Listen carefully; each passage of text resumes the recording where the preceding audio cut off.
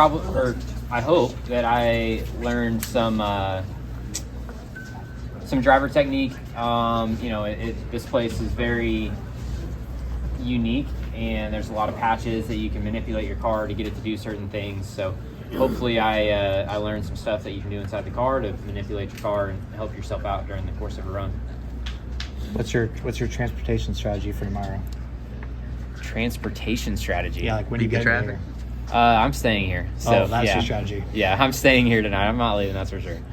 Are you going to leave your motor coach, or are you going to go see fans or hang out? Or I've actually wandered around a lot, and this whole weekend has been very electric, and it's definitely been one that I've been super excited about for a long time. So, I think even yesterday in practice, it was really cool to be able to see the crowd get into it, and then the truck race was packed. So I would expect tomorrow to be bumping as well. What couple factors do you feel might make the difference between winning and losing tomorrow? Well, the tire strategies, I think, going to dictate the winner. I think the way it works out, you start lap 100 on tires and you have one more set. Is that correct? Yes. Mm-hmm. Yeah. So, the yellow is going to come out at some point, and someone's going to put tires on then, and then the yellow is going to come out again. So, it's going to be really luck of the draw who puts the tires on last, and I think that'll determine the winner. Do you like the element of strategy? Honestly, I'm not a fan of, I guess, getting luck involved. The Xfinity races, I've gotten bit several times just because if you're not competitive, you're going to do the opposite of the leader. And then if it, the yellow flag comes out and you have a set of tires laying whenever everyone else has used it, you look like a hero. So, I don't know. It's definitely going to make it exciting, and I think that's what we're all here for, is to put on a good show for the fans. So hopefully we accomplish that. Is this we often hear about tire fall off. Maybe this is an extreme, but is this the type of fall off that you guys are hoping for and presenting? But you just talked about it presents luck into it, so I don't know if you like that or not. So I'm kind of confused. Yeah, I think it's really good, and that's what we all want over the course of a race. The only thing that's different is whenever you go to a cup race, typically you have tires, so it kind of takes a little bit of the luck of when you put your tires on, because everyone has enough tires to keep you going. So yeah, I don't know, it's a cool track. I was very excited about it before the weekend started. I thought that it was going to race really good, and then once we got on track yesterday and we found out how much grip there is in the patches on the bottom of the track, it definitely is going to take the top or the middle, anywhere outside of the bottom, out of play. We're halfway through the regular season. How do you look back on this first half? Honestly, a little bit disappointed. I feel like we have speed and have potential to do really good things, but we're not able to capitalize on it. So, there's a couple details that we have to get ironed out before we're really going to be competing, for wins and stage wins and leading laps. The 600, what's that last 100 miles feel like? Do you the first time you did it feel like something and now it doesn't, or what does it feel like? Yeah, it's a long one. Honestly, I look at the lap counts a lot more than I do the race distance. So 400 laps is certainly a long race, but 500 laps at Martinsville, 500 laps at Bristol is a really long one too. So the Coke 600 is very unique because it's the only place that we do 400 laps on a mile and a half, but we do 400 laps at many of places too. You're in the first heat, it's raining. If they decide to run on wet tires to finish drying the track for the first heat, I'm sorry, were you asked this already? No, I wasn't actually. And then it's dry for the second heat. Do you feel like you'd be at a disadvantage to the guys in the second heat tomorrow? Definitely from a standpoint of learning about your car. If the guys in the second heat get a dry track, it's definitely going to be dry tomorrow, so they will have a little bit of an advantage there.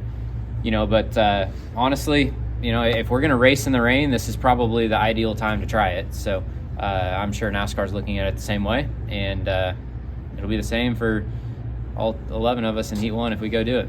Christopher, this is kind of in the white whale of racetrack revivals, but I'm sure there are plenty of other places that you may have raced at in the past that are no longer active and that people in the area would like to see come back. Are there any tracks that come to mind that you may have liked or that you may have raced at that aren't running anymore?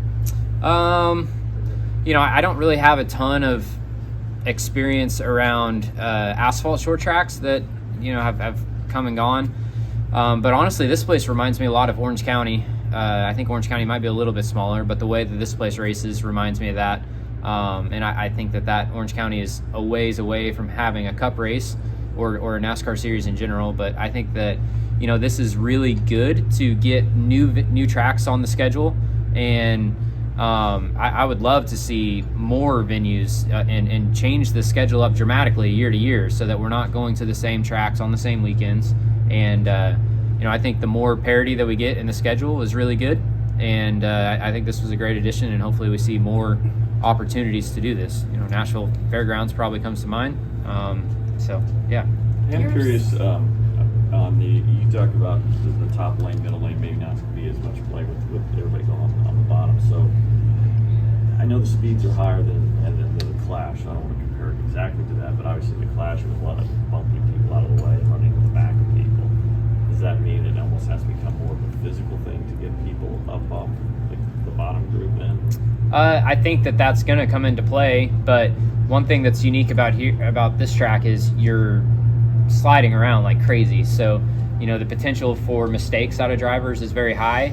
And I think that would be, more likely guys missing the groove and passing than, just straight rooting and gouging. So I think there will be some contact, but I think you'll mainly see guys slipping and sliding and missing the groove. Your second points, Christopher, and you said a minute ago you've been a little disappointed with the start of the year. What's it been that's kind of been the downside, whereas you've run well and you have a win and you're second in points, but you say you're disappointed? That kind of seems a little surprising to me. Yeah, I just think that we have a lot more potential than what we're showing. It's the laps led is not ideal, and I have 0 stage wins, so I think that our potential is a lot higher than what we're showing right now, and we just have a few details that we have to get figured out before we're really going to be showing our true potential. Has there been any thought or conversation on trying to aim for the regular season championship?